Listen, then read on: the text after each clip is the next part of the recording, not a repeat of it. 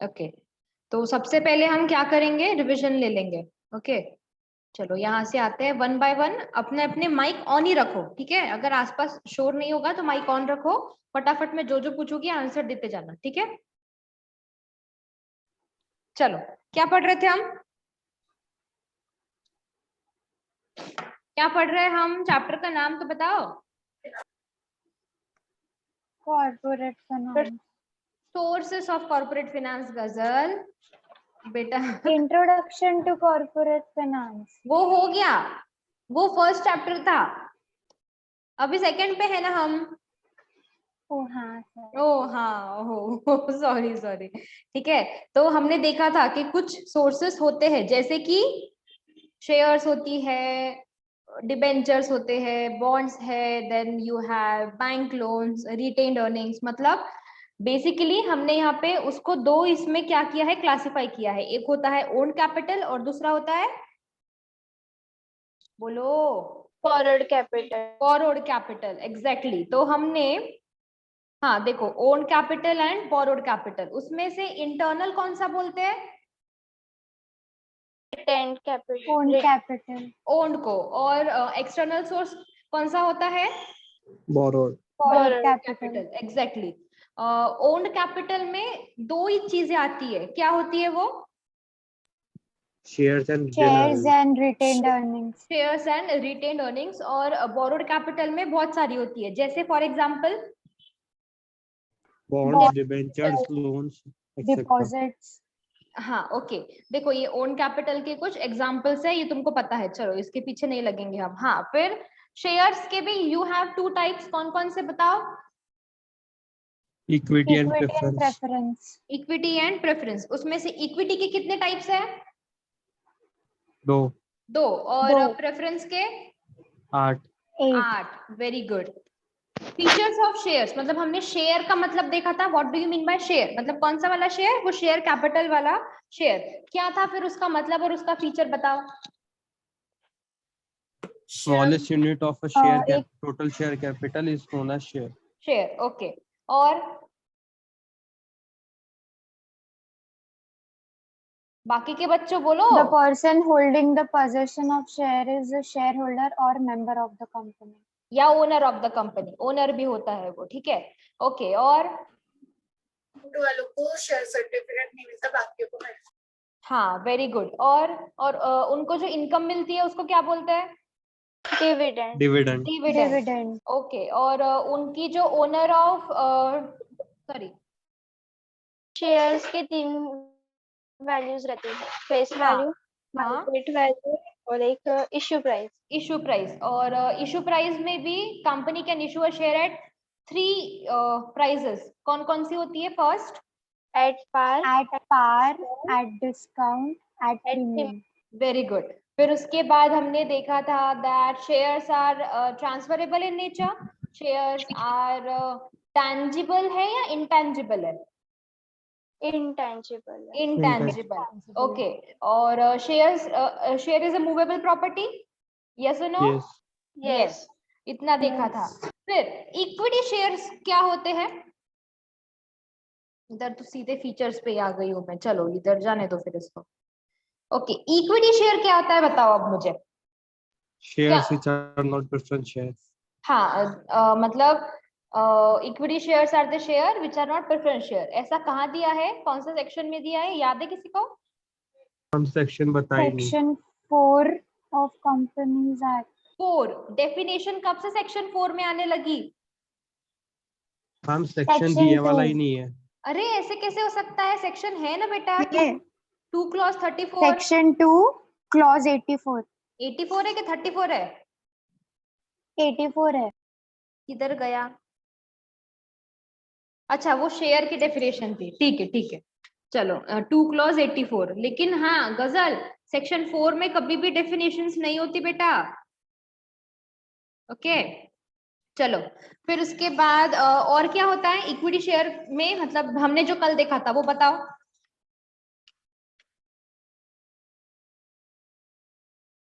कि equity share वालों को राइट्स होते हैं वोट करने के, फिर डिफरेंशियल वोट करने के भी राइट्स।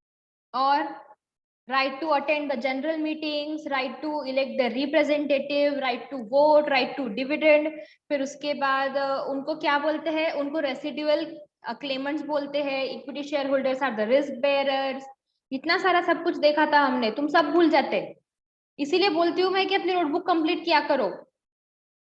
नालायक कहीं के, कोई काम के बच्चे नहीं है तुम, पता है, कुछ नहीं होता तुम लोगों से।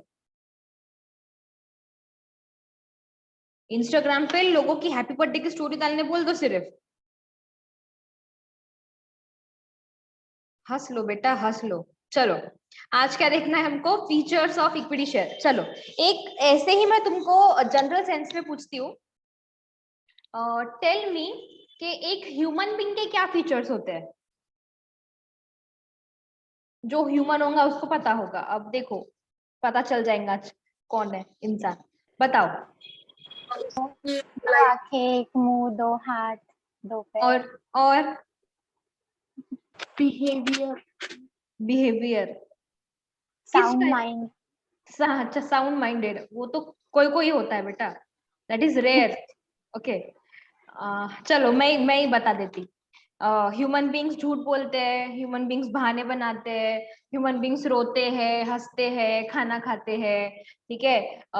ह्यूमन बींग्स मतलब human being is a social animal, ठीक है।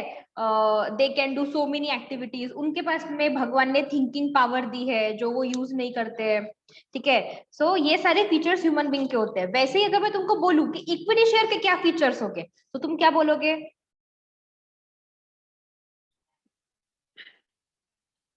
हाँ वैष्णव बोलो। उसका डिविडेंड एक जैसा नहीं रहता। हाँ मतलब उसका जो डिविडेंड है वो फ्लक्चुएटिंग रहता है, सही है, एक हो गया फीचर। और उनको परमानेंट कैपिटल रहती नहीं है, मिलती। परमानेंट कैपिटल है, उनको फर्स्ट प्रायोरिटी नहीं रहती है, और वो रिस्क बियरर होते हैं। वो रिस्क बेयरर्स होते हैं। मैम उनके एसेट को एक्सचेंज नहीं होता, उनके एसेट को एक्सचेंज नहीं रहता, no exchange of asset. No exchange of ma'am asset. यानी मैम वो जो शेयर खरीदता है उसको एक्सचेंज नहीं रहता है, यानी 1 minute. Charge on asset, charge on asset नहीं होता है कि होता है? हाँ नहीं होता है। नहीं होता है, ओके। और they are intangible in nature, ठीक है। इक्विटी शेयर अपने साथ बहुत सारे राइट्स लाता है। Equity share are the residual claimants. इस इक्विटी शेयर होल्डर्स जो है वो ओनर्स होते हैं, इसीलिए वो लॉस भी बेयर करते हैं कंपनी का। तो ये सारे फीचर्स तुम अपने मन से लिख सकते हो, ठीक है। मतलब इतने सारे फीचर्स तो हमको ऐसे ही पता है इक्विटी शेयर होल्डर के, ठीक है। तो अब बुक में क्या है वो हम पढ़ते हैं, ओके। चलो तो शुरू करते हैं फिर आज की प्रवचन। कृष्णा, ओके। प्रियांशु आया था, है कि गया?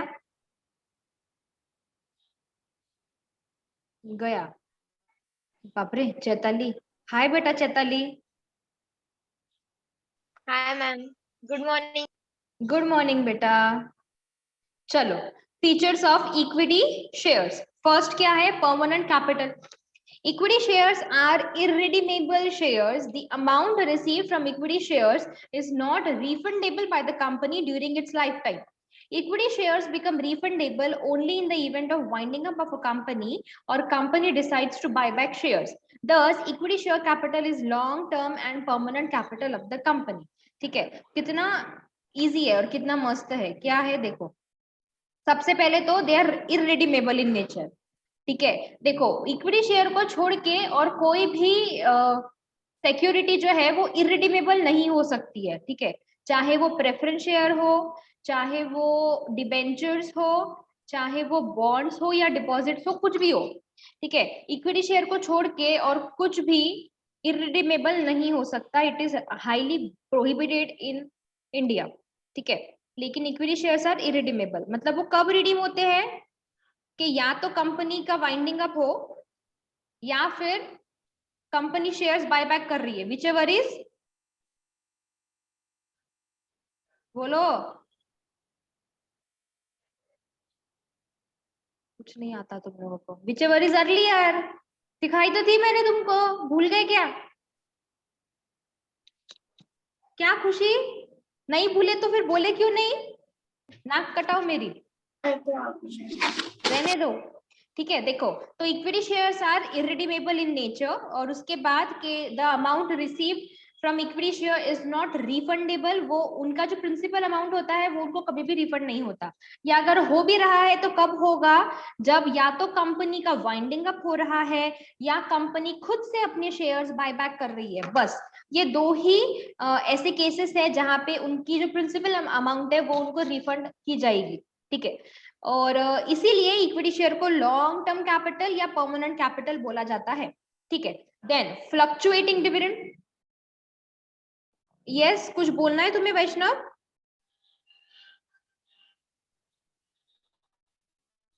Okay, fluctuating dividend. Equity shares do not have a fixed rate of dividend. The rate of dividend depends upon the amount of profit earned by the company. If company earns more profit, dividend is paid at higher rate. On the other hand, if there is insufficient profit or loss, BOD may postpone the payment of dividend. Equity shareholders cannot compel them to declare and to pay the dividend. The income of equity shares is uncertain and irregular. The equity shares get dividend at fluctuating rate.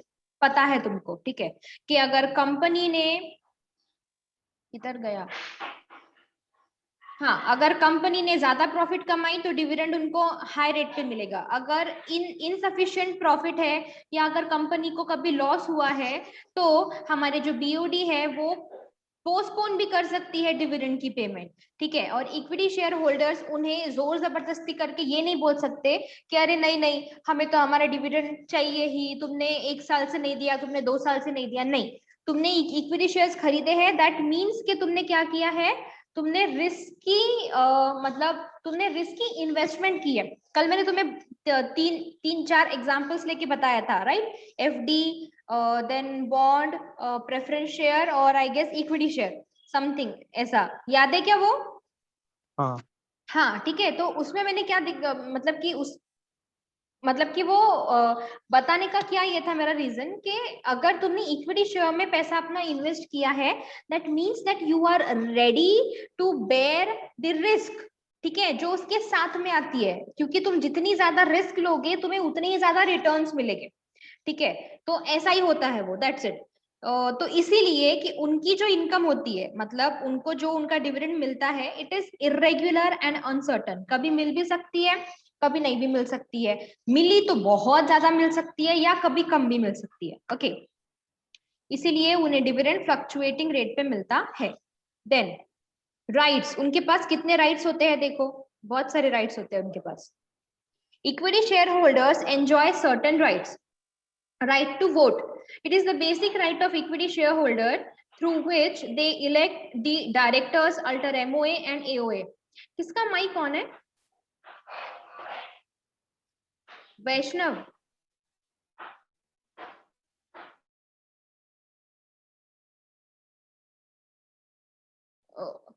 Vaishnav unmute. हाँ, okay, चलो ठीक है। ये उनका basic right है, बोलते हैं क्या? राइट टू वोट, अंडरलाइन करो उसको। ठीक है, through which they elect the directors, alter MOA and AOA। Okay, अच्छा, what is alteration of MOA and AOA? बताओ तो थोड़ा, 11th में पढ़ा था, याद है क्या किसी को कुछ? मे बी तो अमेंडमेंट्स लाना। हाँ, तो थोड़ा सा बोल के माइक बंद कर दी थी गजल, आगे का तो बोलो। उसमें कुछ चेंजेस करना रहा या उसको अपडेट करना रहा तो रेजोल्यूशन पास करके करते। ओके, तो कौन कौन से रेजोल्यूशन पास किए जाते हैं? बोर्ड रेजोल्यूशन, स्पेशल रेजोल्यूशन और ऑर्डिनरी रेजोल्यूशन। ओके, और कुछ ऐसे भी आर्टिकल्स होते हैं या कुछ ऐसे भी प्रोविजंस होते हैं जो इजीली अल्टर नहीं होते। ठीक है, उसके लिए हमें मोर देन 90% वोट्स लगते हैं, उन्हें क्या कहते हैं? Entrenched articles. Entrenched articles. जैसे अगर हमें हमारे कंपनी का नेम क्लॉज चेंज करना है, राइट है, अगर हमें हमारा MOA का नेम क्लॉज अल्टर करना है तो it is not that easy to alter your name clause. ठीक है, क्योंकि नाम बदलना is a very big thing for any company. तो अगर तुम्हें नेम क्लॉज अल्टर करना है तो तुम्हें 90% से ज्यादा शेयर होल्डर्स के वोट चाहिए, तभी जाके तुम अपनी कंपनी का नाम बदल सकते हो। ठीक है, तो ऐसे भी कुछ आर्टिकल्स होते हैं। तो मतलब कि what ever the thing is, तो ये जो रेजोल्यूशंस पास होते हैं तो ये किसके थ्रू पास होते हैं? शेयर होल्डर्स के थ्रू, मतलब इक्विटी शेयर होल्डर्स के थ्रू। अगर वो ना होंगे तो वोट कौन करेगा? ठीक है, तो इसीलिए राइट टू वोट उनका बेसिक राइट है। बेसिक, जैसे ह्यूमन बींग्स के लिए बेसिक क्या है? Clothes, food and shelter. हाँ, यही था। ठीक है, तो वैसे ही इक्विटी शेयर होल्डर के लिए सबसे बेसिक चीज क्या है? Right to vote. ठीक है, then right to share in profit. Obviously देखो, अगर कंपनी अच्छा खासा प्रॉफिट कमा रही है, ठीक है, और सबको देने के बाद में भी अगर कंपनी के पास में खूब सारा प्रॉफिट बच रहा है तो उसमें इक्विटी शेयर होल्डर का हिस्सा होता है।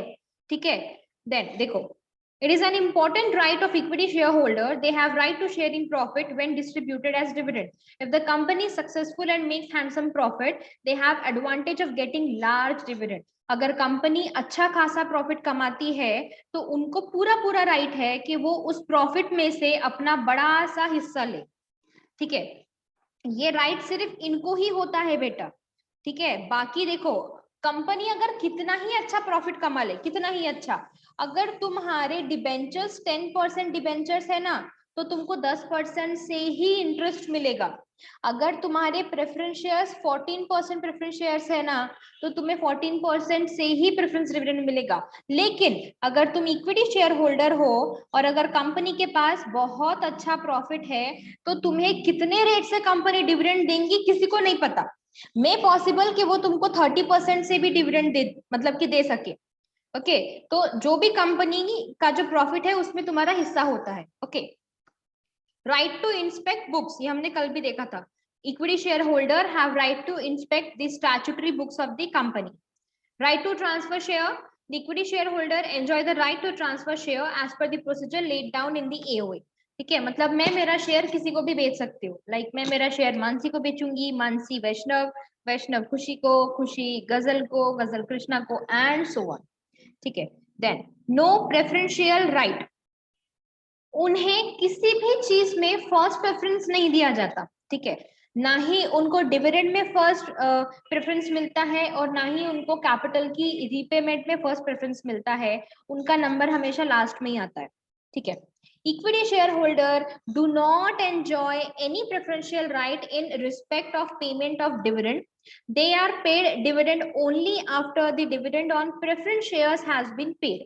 ठीक है, पहला डिविडेंड जाता है प्रेफरेंस शेयर होल्डर्स को, उसके बाद में मिलता है इक्विटी वालों को। Okay, then similarly at the time of winding up of the company the equity shareholders are paid last. Further, if no surplus amount is available, equity shareholders will not get anything. ठीक है, जो चीजें हम पिछले 5-6 दिनों से discuss कर रहे हैं वही सारी चीजें इसमें लिखी गई है। ठीक है, चलो, कंट्रोलिंग पावर रहता क्या उनके पास? बोलो हाँ या ना। हाँ, कैसे रहता है फिर वो भी बताओ। अगर कभी उनको मीटिंग बुलानी रही तो वो लोग बुला सकते, फिर उनको कोई चेंजेस करवाने, मतलब वो लोग एक रेजोल्यूशन में वो वोट कास्ट कर सकते, कोई भी डायरेक्टर को रिमूव करना है या फिर कोई ऑडिटर को अपॉइंट करना, तो उन्हें सब कुछ राइट रहता है मैनेजमेंट। सीधे सीधे, हाँ, कंपनी का जो मैनेजमेंट होता है उसमें उनका कंट्रोल होता है, वो बहुत बड़ी चीज है। ठीक है, देखो, किसी भी कंपनी में अगर तुम्हें राइट मिल रहा है कि तुम उसकी जनरल मीटिंग में जाओ, वहां पे बोल सको, तुम वहां पे अपना पर्सपेक्टिव रख सको कि नहीं नहीं, मुझे ये वाला डायरेक्टर थोड़ा ठीक नहीं लग रहा है, ठीक है, हम इसे चेंज कर देंगे, या मुझे वो वाला बंदा चाहिए डायरेक्टर, तो you have a right to speak in the general meetings. ठीक है, तुम्हें राइट है कि तुम अपना पॉइंट रख सकते हो, तुम्हें राइट है कि तुम वोट कर सकते हो। ठीक है, चैताली, चैताली को वापस बाहर फेंक रहा क्या जूम? चैताली बेटा, आज भी तुमको जूम बाहर फेंक दे रहा क्या? Chaitali,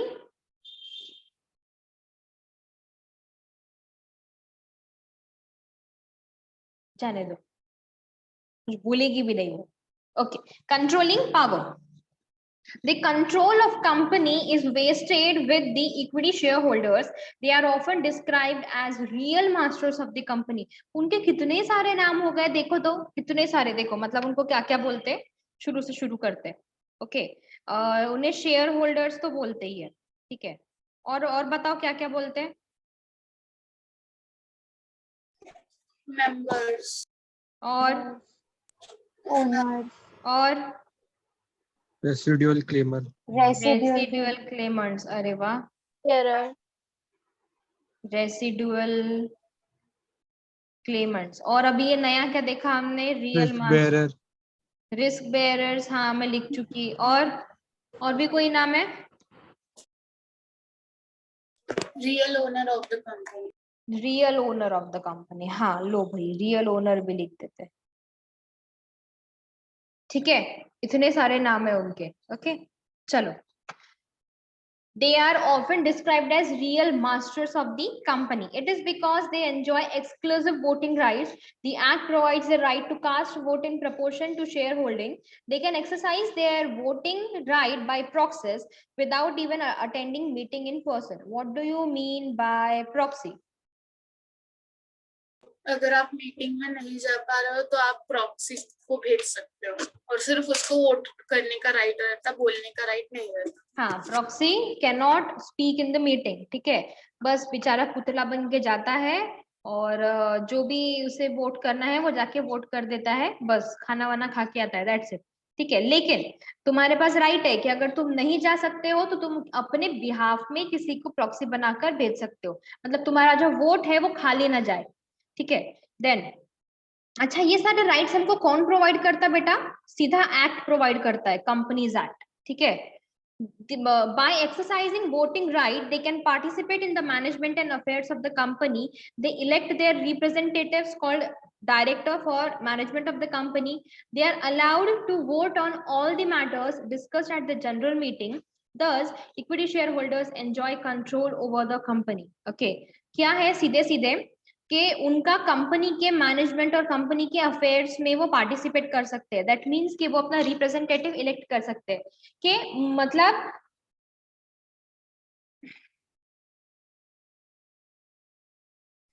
I have a right कि मैं ये चूज करूं कि कंपनी की जो मैनेजमेंट है वो कौन करेगा. ठीक है, जैसे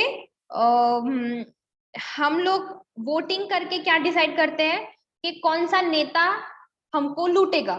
ठीक है, तो वैसे ही कंपनी में वो लोग क्या इलेक्ट करते हैं कि कौन सा डायरेक्टर इस बार कंपनी को मैनेज करेगा. अच्छा, ये जो डायरेक्टर है ये इसका टेनर क्या होता है, इसका टर्म क्या होता है, 5 years. 5 years. 5 years मतलब 5 years, one term.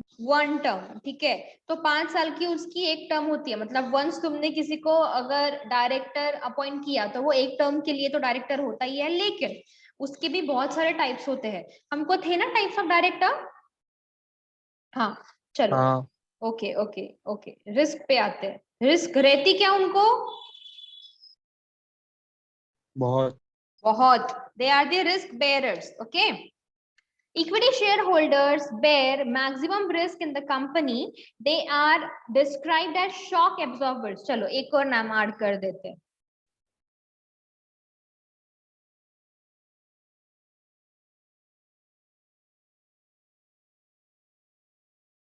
ओके, क्यों, क्योंकि अगर कंपनी को कभी शॉक लगता है, किस चीज का शॉक लगेगा, अरे ये साल हमको प्रॉफिट ही नहीं हुआ, ये साल कंपनी इज इन लॉस, तो ये कंपनी के लिए तो शॉक ही हुआ. तो ये शॉक को एब्जॉर्ब कौन करता है वो टाइम पे, इक्विटी शेयर होल्डर. बिकॉज बाकी के जितने भी लोग हैं तुमको उनकी पेमेंट करनी होती है. All your creditors, all your lenders, तुम्हारे बैंक के लोन्स, तुम्हारे बॉन्ड होल्डर्स, तुम्हारे डिपॉजिट होल्डर्स, तुम्हारे डिबेंचर होल्डर्स. ठीक है, इन सबको तुमको उनका जो इंटरेस्ट है वो टाइम पे करना ही होता है. But if you are a share holder, तुम उस शॉक को कंपनी के साथ साथ तुम भी एब्जॉर्ब करते हो. ठीक है, when company has financial crisis. Okay, if the income of company falls, the rate of dividend also comes down. Due to this, market value of equity share comes down, resulting into capital loss. Thus equity shareholders are main risk takers. और एक loss होता है उनका, अगर company profit नहीं कमा पाती है, या अगर कंपनी ने किसी साल अगर डिविडेंड नहीं पे किया, तो उस कंपनी की मार्केट वैल्यू भी कम होती है, मतलब उस कंपनी के शेयर्स की जो मार्केट वैल्यू है वो भी कम होती है। दैट मीन्स कि सीधा सीधा अगर तुमको पैसों की नीड है और अगर तुम अपना शेयर बेचने भी जा रहे हो, तो भी तुमको उतना ज्यादा, मतलब कि जितना तुमने सोचा था तुमको उतना रिटर्न नहीं मिल सकता। ठीक है, तो ऐसे चाहे, मतलब चाहे ऐसे या वैसे, मतलब या तो मतलब कि एक तो तुमको डिविडेंड भी नहीं मिल रहा है, और दूसरा तुम्हारा जो कैपिटल है उसमें भी तुमको लॉस हो रहा है। ठीक है, तो you are the ultimate risk bearers. फिर रेसिडुअल क्लेमेंट्स, ये तो पता है हमको। Equity share holders as owners are residual claimants to all the earnings after expenses, tax, etc. are paid. A residual claim means the last claim on the earnings of the company. Although equity shareholders come last, they have advantage of receiving entire earnings that is left over. ठीक है, एक advantage भी है बेटा, every coin has two sides, हमेशा हर चीज बुरी बुरी बुरी बुरी नहीं हो सकती है। ठीक है, now no charge on assets, जो वैष्णव ने बताया था। ठीक है, the equity shares do not create any charge over assets of the company. बताओ तो मुझे क्या मतलब क्या है इस चीज का, यहाँ से ये जितने भी टर्म्स है ना, ये सब कुछ नई नहीं है तुम्हारे लिए। बताओ क्या है चार्ज ऑन असेट्स का मतलब। अगर जो कंपनी के एसेट्स है उन पे उन लोगों का कुछ ऐसा हक नहीं बनता। कैसा हक खुशी? जैसे कि कंपनी जब वो बेचेंगी और उससे जो कैश आएगा तो ही उनको मिलेगा, नहीं तो वो अगर ऐसा बोल नहीं सकते कि आप ये मशीन मत यूज करो, वो वाली यूज करो। कंपनी के वाइंडिंग अप के वक्त इफ कंपनी उसके एसेट सेल कर रही है, तो वो एसेट से जो भी पैसे आएंगे उस पे पहला राइट क्रेडिटर्स करेगा, इक्विटी शेयर्स उसके ऊपर राइट नहीं बन सकते। ओके, और किसी को कुछ बोलना है? एनीवन? हाँ, पहले पढ़ लो गजल कृष्णा, पढ़ लो बेटा पहले, बाद में बोलना।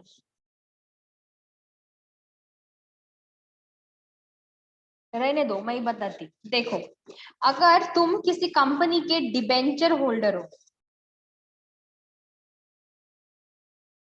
ठीक है, if you are a debenture holder of a company, debenture holders क्या करते हैं, कंपनी के असेट्स पे चार्ज क्रिएट करते हैं।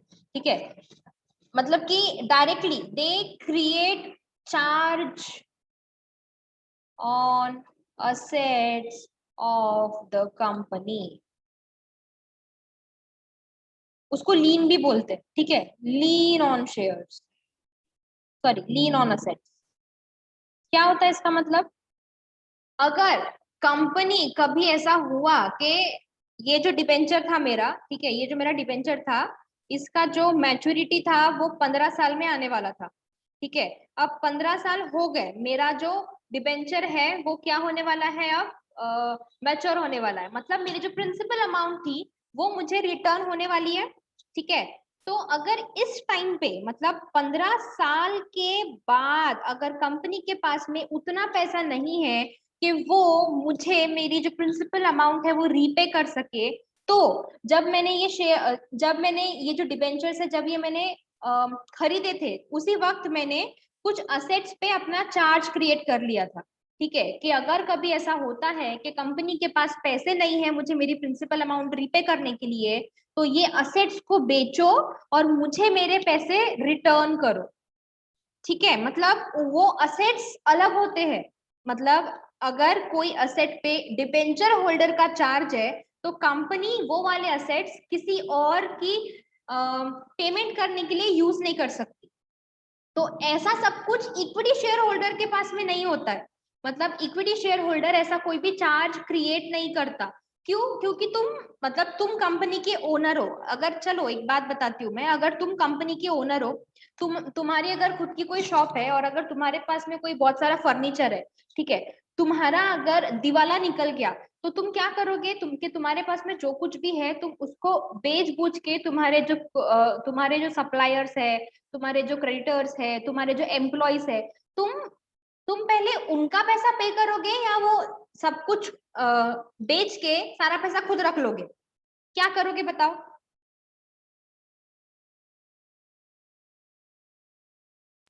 उनका। पहले वो लोगों को पैसे दोगे, बट ऑब्वियसली तो वैसे ही debenture holders are the creditors of the company, उन्हें लेंडर्स भी बोलते हैं, लेंडर्स।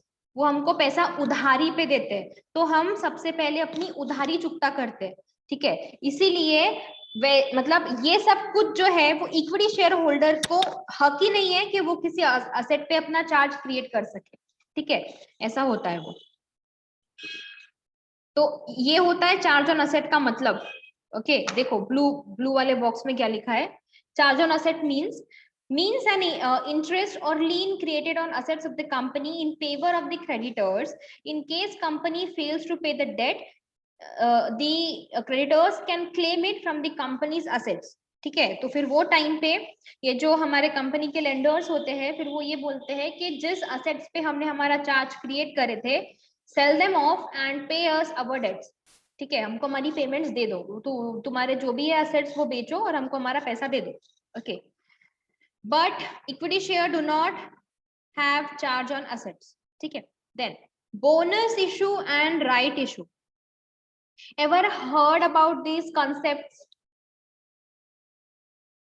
था क्या 11th में? आपने बताया था। मैंने बताया था, ओके। बताओ फिर क्या पता है?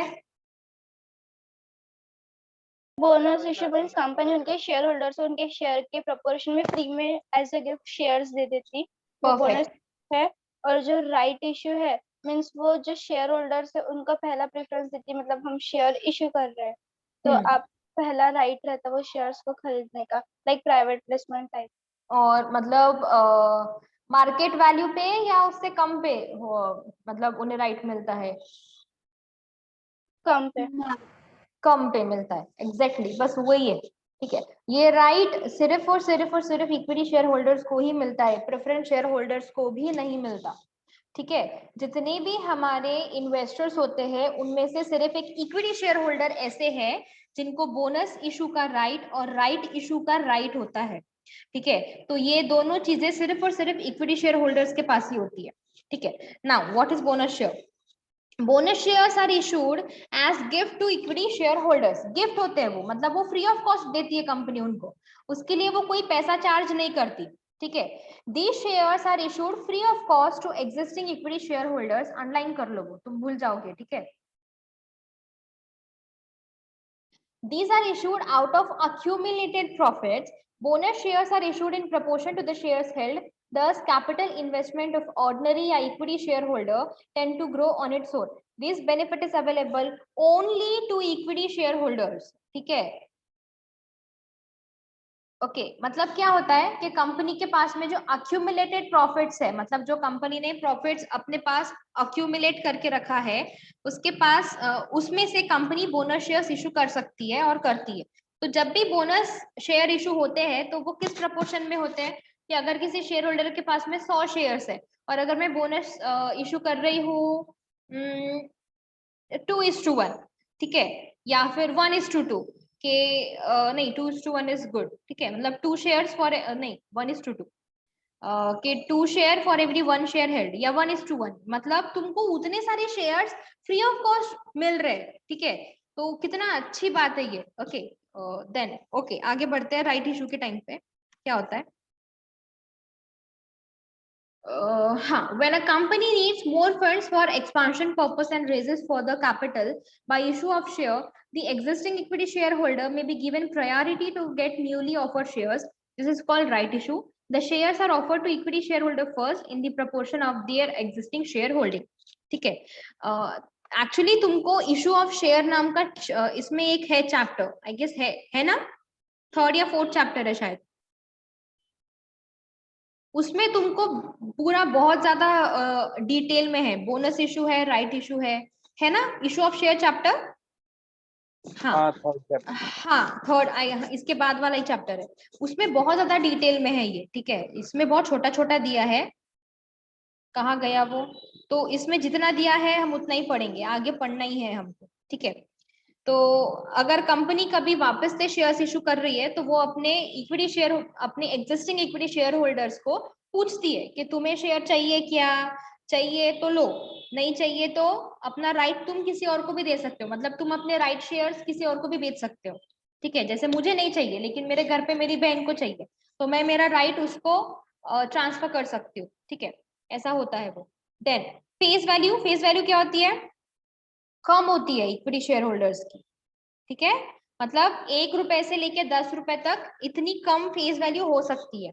Okay, market value, what is market value? जो फेस वैल्यू से ज्यादा होती है, या जो शेयर की कितनी डिमांड और सप्लाई है, या फिर मार्केट में उसकी क्या गुडविल है, उसके अकॉर्डिंगली जो डिसाइड होती है वो मार्केट वैल्यू होती है, ठीक है। देखो, market value of equity shares fluctuates according to the demand and supply of these shares. The demand and supply of equity shares depend on profit earned and dividend declared. ये बहुत important होता है कि कंपनी ने कितना profit कमाया और company ने कितना डिविडेंड पे किया। अगर कंपनी डिविडेंड नहीं पे करती है तो कंपनी के शेयर के रेट गिर जाते हैं। अगर कंपनी लॉस में है तो भी कंपनी के शेयर के रेट गिर जाते हैं, कोई वो शेयर खरीदना नहीं चाहता, मतलब वो टाइम पे उसकी डिमांड कम रहती है, सप्लाई ज्यादा रहता है। और अगर कंपनी अच्छा प्रॉफिट कमा रही है तो वो टाइम पे कंपनी के शेयर्स की सप्लाई कम हो जाती है और डिमांड बहुत ज्यादा हो जाती है, ठीक है, मतलब 10 लोग खरीदने वाले हैं और बेचने वाले सिर्फ 5, तो ऐसे टाइम पे उसके रेट इंक्रीज हो जाते हैं, ठीक है।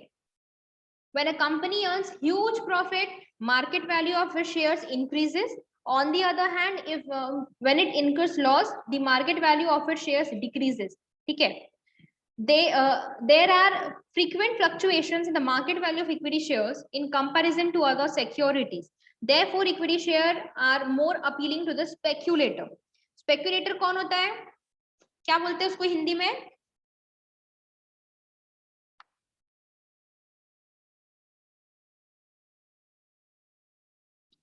नहीं पता। अच्छा, स्पेकुलेशन मतलब भी नहीं पता? वो किसी जो को सट्टेबाजी करते हो। हाँ, वही होता है। देखो, स्पेकुलेशन मतलब होता है सट्टा। इक्विटी शेयर मार्केट या मैं बोलूंगी कैपिटल मार्केट दुनिया का सबसे बड़ा सट्टा बाजार है, ठीक है। मतलब अगर ये स्पेकुलेटर्स ना हो तो किसी भी शेयर के रेट ना कम होंगे ना ज्यादा होंगे, ठीक है। जो कुछ भी फ्लक्चुएशंस होते हैं वो इन्हीं की देन है, ओके। बैठे ही रहते हैं वो स्क्रीन पे, ऐसे स्क्रीन लगा के, ओके। वो क्या करते हैं? इंट्रा डे ट्रेडिंग करते हैं। मतलब अगर आज उन्होंने, देखो आज 9:30 बजे जो ये है कैपिटल मार्केट खुल गया, मैंने 9:45 बजे एक शेयर खरीदे, ठीक है, 100 रुपए के। 1 बजे वो शेयर के रेट 115 120 हो गए। मुझे अगर ऐसा लग रहा है कि अब उसके रेट इसके ऊपर नहीं आएंगे 120 के, इनफैक्ट कम होंगे, तो मैं क्या करूंगी? जैसे ही 120 हुए मैंने बेच दिए उठा के, उसको स्पेकुलेशन बोलते हैं, ठीक है। तो इनके वजह से या तो बहुत उछाल आता है या तो बहुत ही ज्यादा गिर जाता है मार्केट, ठीक है। तो इन्हीं की देन है वो, और मतलब इट इज लीगल। ये वाला जो स्पेकुलेशन है वो लीगल है अपने यहाँ पे, अपने यानी पूरी दुनिया में लीगल है, ठीक है। तो कैपिटल मार्केट को दुनिया का सबसे बड़ा सट्टा बाजार बोलते हैं, ओके। मतलब ऐसे बहुत सारे लोग हैं जो सिर्फ और सिर्फ इन्वेस्टमेंट्स के थ्रू और सिर्फ अपनी मतलब उनका जो नॉलेज है ना, मतलब शेयर मार्केट में, उसके थ्रू वो बहुत ज्यादा पैसे कमा चुके हैं। ऐसे बहुत सारे इन्वेस्टर्स है, ठीक है। तुमने वो हर्षद मेहता वाली मूवी तो देखी होंगी, मैंने तो नहीं देखी, तुमने देखी है लेकिन शायद, है ना? हाँ, तो उसमें तुमने देखा ही होगा, उसमें पूरा शेयर मार्केट ही दिखाया ना। हाँ, तो वैसे ही होता है वो, ठीक है। चलो, उसके बाद क्या है? Capital appreciation. आज लू या कल लू? आज ले लो मामी, एक ही पॉइंट बचा है 13 वाला, कल से टाइप स्टार्ट करें। टाइप्स ऑफ शेयर, हाँ, हाँ, टाइप्स ऑफ फिर इक्विटी शेयर, रेफरेंस चालू है। हाँ। चलो, capital appreciation, what do mean by capital? सबसे पहले ये बताओ मेरे को। जो पैसा हमने इक्विटी शेयर को खरीदने में लगाया वो हमारा कैपिटल है। And what do mean by appreciation?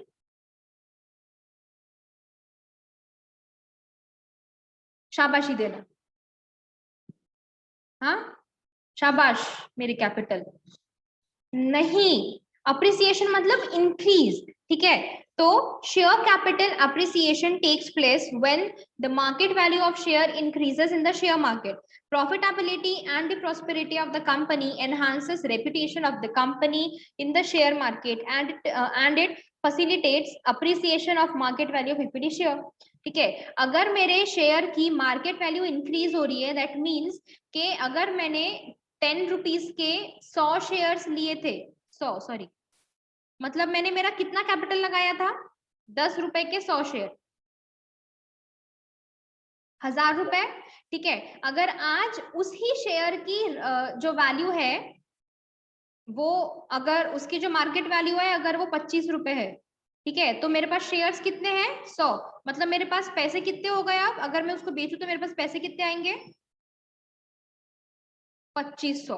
तो मेरा जो कैपिटल था उसमें अप्रिसिएशन हुआ कि नहीं हुआ, हुआ, ठीक है। तो अगर मेरे शेयर की मार्केट वैल्यू बढ़ रही है मतलब मेरे कैपिटल में भी अप्रिसिएशन हो रहा है, ठीक है, दैट्स इट, इतना ही है वो। अब कल हम देखेंगे types of equity shares, there are 2 types of equity shares, ठीक है, voting with voting rights and with differential voting rights, okay. चलो, okay, let me stop the recording.